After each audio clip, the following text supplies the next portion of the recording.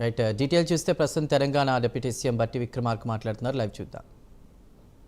ఒక్కొక్క ఇంటికి 5 లక్షల రూపాయలతో ఇల్లు ఇస్తా ఉన్నాం.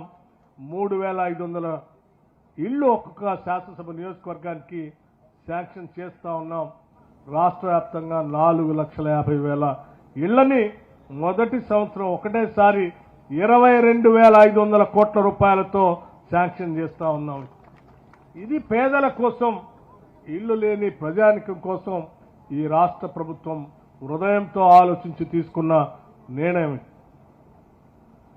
అలాగే రాష్ట్ర వ్యాప్తంగా ఉన్నటువంటి రైతాంగ సోదరులు పంటలు పండించేటువంటి కార్యక్రమంలో భాగంగా దాదాపు 29 లక్షల పంప్ సెట్లు ఉంటే, అగ్రికల్చర్ పంప్ సెట్లు ఉంటే దాదాపు 12,500 కోట్ల రూపాయలు ప్రతి సంవత్సరం రైతుల పక్షాన కరెంటు శాఖకి 12,500 కోట్ల రూపాయలు కడతా ఉన్నాం మీ అందరి తరఫున.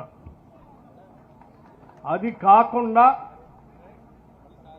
రాష్ట్ర వ్యాప్తంగా ఉన్నటువంటి పేద మధ్యతరగతి కుటుంబాలకు సంబంధించి 200 యూనిట్ లోపల కరెంటు వాడితే వాళ్ళకు ఉచితంగా కరెంటు ఇద్దాం, బిల్లు వసూలు చేయొద్దని చెప్పి ఆ బిల్లు కట్టేటువంటి డబ్బులు వాళ్లే ఉంచుకుంటే ఆ కుటుంబానికి ఎంతో కొంత ఉపయోగపడుతుంది, వాళ్ళకే ఉండేటట్టుగా చేద్దామని రాష్ట్ర ప్రభుత్వం ఆలోచన చేసి దాదాపు 50 లక్షల కుటుంబాలకి ఈరోజు 200 యూనిట్ లోపల కరెంటుని ఉచితంగా సంవత్సరానికి 2,000 కోట్ల రూపాయలు కడతా ఉన్నాం మీ అందరి తరఫున కరెంటు శాఖ.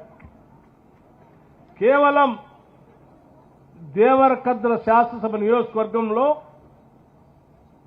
63,226 కనెక్షన్స్ ఉంటే, గృహ అవసరాలకు సంబంధించిన కనెక్షన్స్ ఉంటే 45,155 మందికి 45,155 మందికి గృహజ్యోతి కింద 200 యూనిట్ లోపల ఉచితంగా కరెంట్ ఇస్తా ఉన్నాం.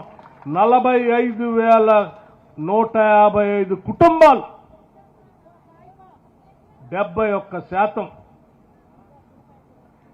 71% అంటే ఈ నియోజకవర్గంలో ఉన్నట్టు 71% ప్రజలు కుటుంబాలు ఇవాళ కరెంటు బిల్లు కట్టట్లే, ఉచితంగా కరెంట్ ఇస్తా ఉన్నాం.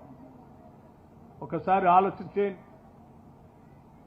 మరి 71% ఉచితంగా ఇచ్చే కరెంటు ఆ 10 సంవత్సరాలు కూడా ఇవ్వచ్చు కదా, ఎందుకు ఇవ్వలే? 5 లక్షలతో ఇందిరమ్మ ఇల్లు ఇచ్చే ఇల్లు 10 సంవత్సరాల్లో ఇవ్వచ్చు కదా, ఎందుకు ఇవ్వలే? పాలమూరు రంగారెడ్డి కోసం ఈరోజు ల్యాండ్ అక్విజిషన్ కోసం ఇస్తున్నట్టు డబ్బులు కానీ కాలువ పనులకు కానీ మరి మేము ఇస్తున్నాం, క్లియర్ చేపిస్తున్నాం, ఆ రోజు ఎందుకు చేయలే? అలాగే రాష్ట్ర వ్యాప్తంగా ఉన్నటువంటి మహిళలందరూ ఇవాళ ఉచితంగా బస్సులో టికెట్ లేకుండా ప్రయాణం చేసేటట్టు